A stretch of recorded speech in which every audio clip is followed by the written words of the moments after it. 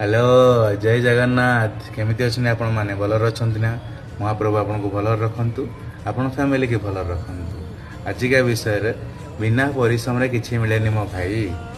परिश्रम करूँ फल निश्चय मिल जमीती आपण पानी पीवाई है ना परिश्रम करके ट्यूबवेल खोलिया पड़ो आपण को किसी पाइबापी है ना